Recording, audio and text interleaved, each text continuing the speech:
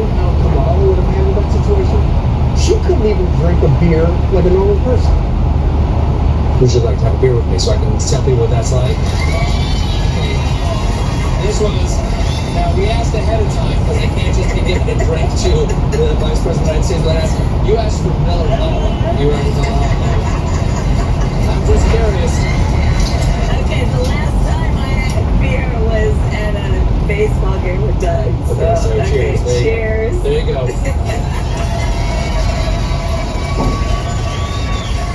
Ooh. That tastes like the beautiful city of Milwaukee, The Wisconsin. champagne of beers. There you go. And remember when they called JD weird? That's why the country rejected Kamala and Tim Walz. They have no idea how to be normal or how to appeal to regular humans. Under the previous administration, there was a lack of patriotism in the country, and our military was struggling to recruit troops. But thanks to Trump, the defense secretary, Pete Hegseth, the Army just beat its 2025 realistic goal 6 months early. The witch hunts are over, cancel culture is dead, the country is relearning how to be normal again. And then it's okay to talk about Trump in public without calling for him to be arrested. NFL star Clay Matthews got around with calls last night after telling everyone at the draft he just got off the phone with Donald Trump. I just got off the phone with the President Donald Trump. He asked me to pass a message along. It says, my fellow Americans, the veterans still serve! Let's go! America's getting back on track after years of wasting taxpayer dollars on the road to jail. DNI Tulsi Gabbard just revealed her employees spent half their days on DEI. Obviously, the DEI stuff, that has been a huge distraction. I've had employees come and talk to me and say they were expected to spend half of their day within the intelligence community focused on DEI work. So if you can imagine, when we have intelligence professionals and analysts whose mission it is to make sure that the president has relevant, timely, apolitical, objective intelligence to make his decisions by, but in the last administration, they're told, you gotta spend half your day on DEI work. We can understand why the capabilities in some cases were so degraded. DEI was bogging down intel agencies, our military, and indoctrinating the kids. But the left says getting back to the basics is a racist move meant to help macho MAGA men. Well, if you're a white male Christian cisgender macho MAGA man, you can be as dumb as a rock and be deemed qualified to serve as Secretary of Defense. DEI has been used as a slur. Anybody who has benefited in any way, shape, or form from the notion that we all should be treated equally and that we should be viewed on the basis of our merits and not discounted because we happen to be a woman or happen to be a person of color. Anybody who fits the mold of somebody who is not a white Christian cisgender man is by definition in this administration deemed inferior. That is the vast majority.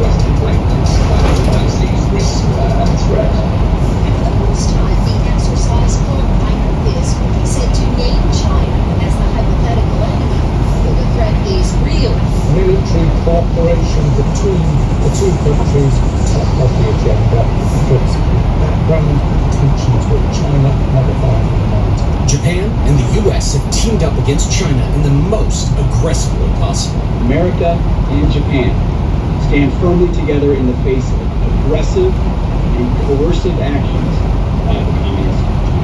Recently, U.S. Defense Secretary Pete Hegseth made a big announcement. A new war-fighting base is going to be built in Japan, and And during this announcement, he dropped the coldest line ever. Those who long for peace must prepare for war. Now you know how serious this announcement is. The US already has over 120 military bases in Japan.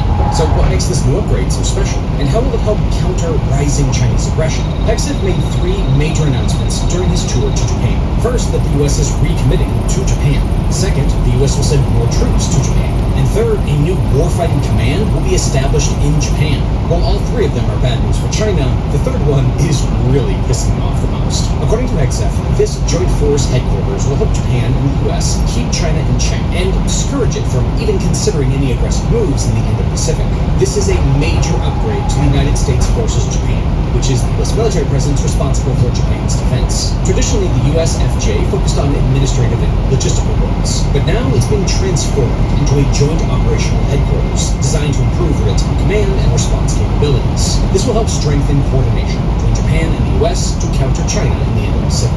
So unlike the traditional USFJ, the new base will operate as a command center that will help with real-time decision-making and combat readiness. But that's not the real pain for China. What really stings China is the power US forces could gain in Japan. In fact, Hegseth's visit pissed off China so much that just a few days after the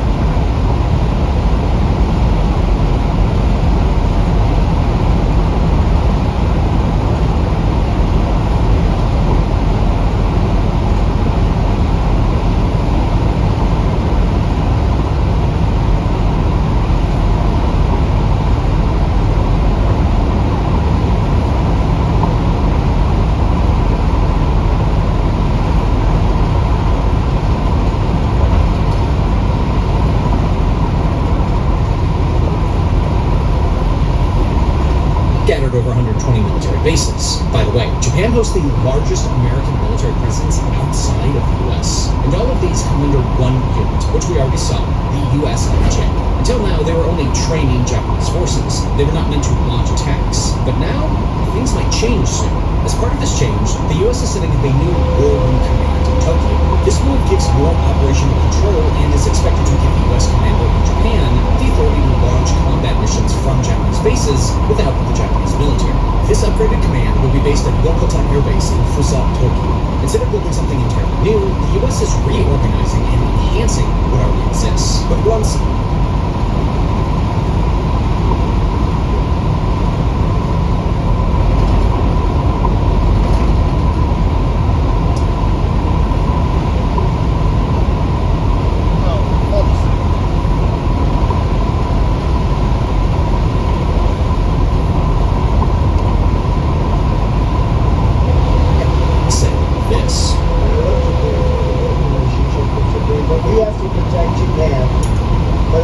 circumstances do they have to perform.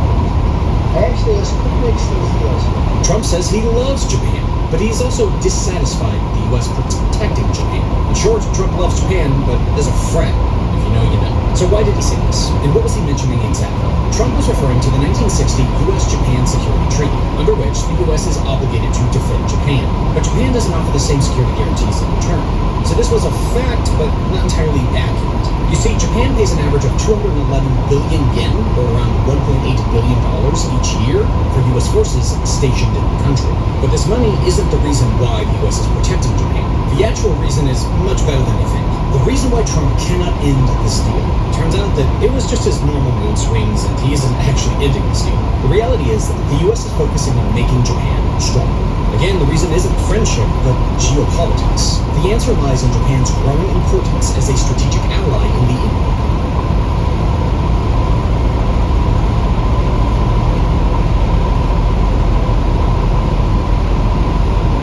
New York is more than just Japan. The density.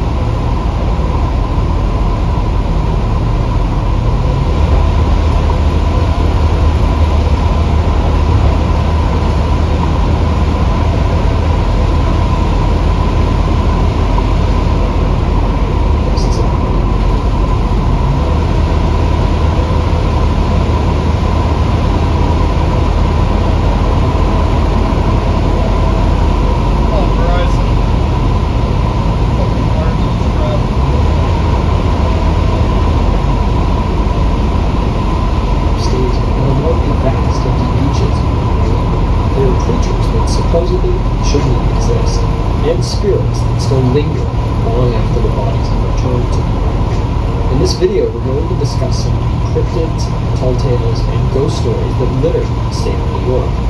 Coming back next episode to do the same for New York City. So if this sounds like your kind of content, it'd help this tiny channel out a lot if you took the time to like this video, subscribe to my channel, and even maybe leave a comment saying hi. It'll never cost you a dime, and it's an easy way to tell YouTube that my little channel is worth watching. Anyways, with all of that being said, let's get into the video. Number 1 is the Cardiff Giant. On October 16, 1869, some workers were digging in a well behind a barn belonging to one individual, William C. Newell, in Cardiff, New York. When suddenly they found something incredible buried underground. News of this incredible finding quickly spread around the region, and folks began flocking to the farm to see what it was that these workers did find. Some folks attributed religious significance to this find, saying it was a piece of Christian history even, buried in America. And what was this finding? A gigantic, seemingly petrified man standing over 10 feet in height and weighing thousands of pounds. The giant body appeared to be petrified, as I said, and also appeared to be quite old. Additionally, while there hadn't been giants found before, Cardiff was no stranger to fossils, and there were many fossils deposited in nearby swamps. Now, as quickly as the rumor spread, so did speculation about where this giant came from, and so did folks hoping to profit from this finding. Almost immediately, the owner of the farm, Newell, began charging admission for curious locals to come and see the giant, attracting over 2,000 individuals in this way. Soon after the giant was put on display, though, Newell got offers to purchase the supposed giant, which were first scoffed at, but eventually accepted at a sum of $30,000. Now, it's worth noting that most individuals that saw the supposed giant believed that it was likely a statue and speculated that it may have been made in the 17th century as part of some scheme to convince Native Americans of Christianity, although some still believed that it may have been an ancient, petrified man. All of this was quickly put to rest, though, when it was discovered that this supposed giant was made of gypsum, a substance that quickly would have eroded in the wet soils of upstate New York, with many experts generally quickly realizing that the giant must have been recently buried on the property. Now, this didn't stop the prophet, to be clear. Sure, experts didn't buy the giant story, but the commoners didn't know any better, with even P.T. Barnum commissioning a replica. Hey, happy Friday, everybody. So, eventually, the hoax was Nice chill drive home. Chill drive home in the rain, and some urban legend stories from upstate New York. Scammer Frank came up with the idea of burying a giant statue on someone's property and commissioned this giant chiseled from a 5-ton block of gypsum, having a Chicago stonecutter chisel it before swearing in silence. Paul then hired men to bury the statue after having it washed in acid to make it look far older than it actually was. So if Hall's story is to be believed, which it is, given scientists at the time basically figured out the story's ending before it was discussed publicly by Hall, then this whole Cardiff giant business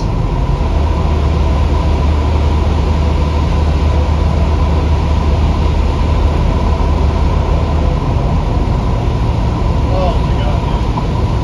Come on. I gotta get a new iPhone cable because every little bump I hit, this cable gets jarred and it doesn't work. Here we have the Amityville Horror Haunting.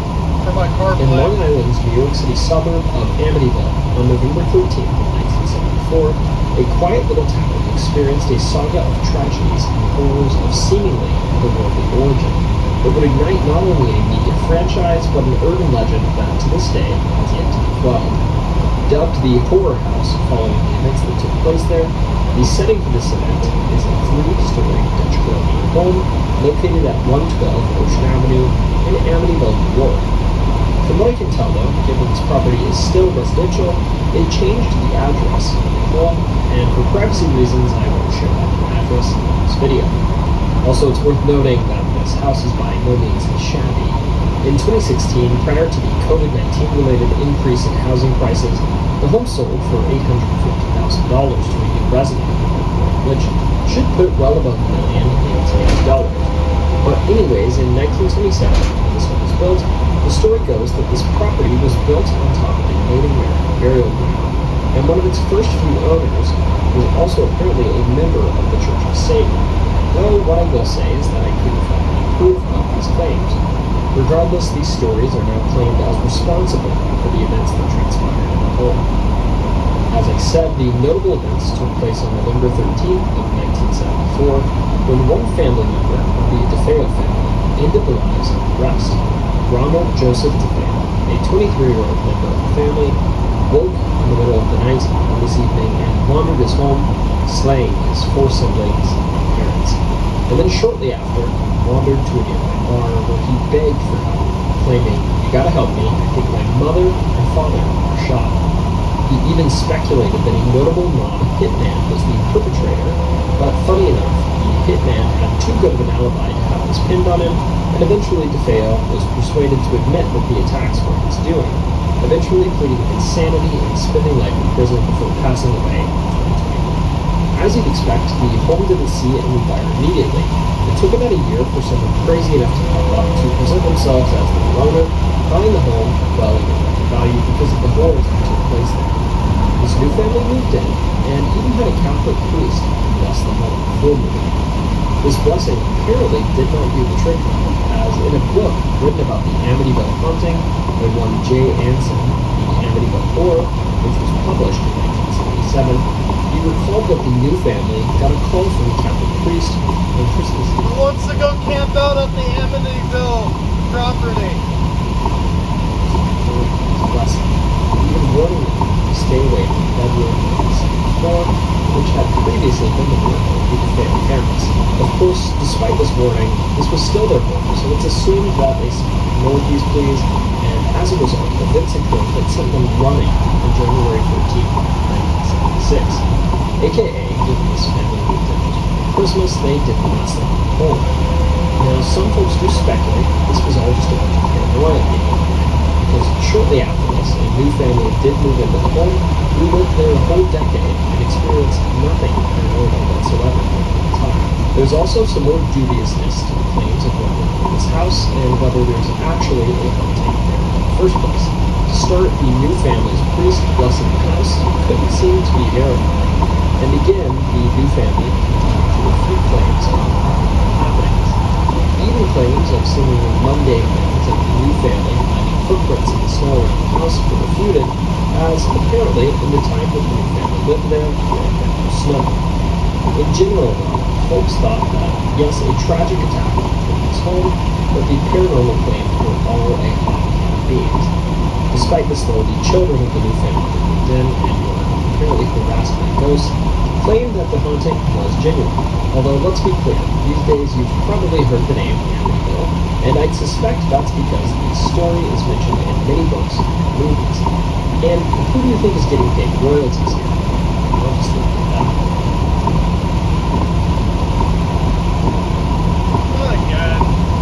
Number 3 is the Beast of Sherman, New York. In the 1960s, a creature supposedly resembling something prehistoric showed itself near Sherman, New York. And while scarcely documented, the obscurity of this creature is what some claim may be the proof of its existence. The only known documentation of this creature comes from author John Keel, who also authored the book Mothman Prophecies that you may have heard of, about the famous West Virginia cryptid Mothman. In this letter, that was supposedly written in the 1970s, a 15-year-old Sherman, New York native described his encounter with a legendary creature. This child apparently lived near a swamp in Sherman, New York in the 60s or 70s, likely along the many rivers that run through the town of Spiderweb. And whatever this creature was would frequently visit the property of this child. The young man described the creature as white, standing over 12 feet tall, and claimed he'd seen 2 of them on occasion. They apparently would alternate between walking on 2 and 4 legs, and his whole family had seen the creature. Now, of course, children tell stories, but for whatever reason, John Keel felt that the story was compelling enough to include it in a book he wrote about unknown creatures titled The Complete Guide to Mysterious Natives to South America. It's worth noting that others also liken the American quarry to a bastardization of the giant ground sloth as well. And while this might sound absolutely insane to some, it's worth noting that there's a grain of scientific plausibility that giant ground sloths lived far more recently than most would think, as in 1995, giant ground sloth bones were found that had been modified into primordial pendants in South America, suggesting that ancient humans in the Americas may have at one point coexisted with giant ground sloths. At number 4, we have the Oneate. Now this one's short, but have you ever heard the legend of the dry hand? Yes? No? Well, according to Iroquois, Seneca, and Cayuga natives, there's something haunted, wandering, and perhaps floating along the Genesee River, or Finger Lakes region of New York State. This creature, referred to as the Oneate, is a bit of a boogeyman. According to legends, this isn't just any old hand, but rather a flying or floating arm or hand that makes its way around the upstate New York area, looking for someone to afflict. It's said that perhaps, if you're a poorly behaved individual, possibly even someone who's spoken ill of the dead, the arm might seek you out, and this flying arm will touch you. And if it does indeed make contact with you, you'll either get some sort of disease or possibly go blind. Number 5 is Rolling Hills Asylum. If you have an affinity for the paranormal, you've probably heard of Rolling Hills. Originally called the Genesee County Poor Farm, this asylum was a poorhouse, rather than what we typically think of as asylums that are portrayed in the media today. If you don't know, by the way, a poorhouse is basically a place where not-so-well-off individuals would hold public funds every day.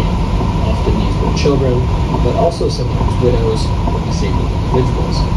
In exchange for lodging, folks living there were required to work on the farm, hence its naming the Genesee County Poor Farm. This might sound strange to you too, but in the 19th and 20th centuries, this was actually pretty common, and these were typically run by local governments rather than federal ones. Now, this particular poorhouse was opened in January 1927 by the County of Genesee, or today's Wyoming County, and made drunkards, mentally handicapped individuals, unemployed individuals, blind folks, and vagrants all welcome to come live at this facility. The facility itself was big too, with land spanning over 200 acres that grew trees and food to feed and keep the residents warm. Being a nearly self-sufficient facility and costing only about $1 per week to house individuals in 1871 money, or about closer to $30 in today's money. Residents staying at this facility didn't just farm either.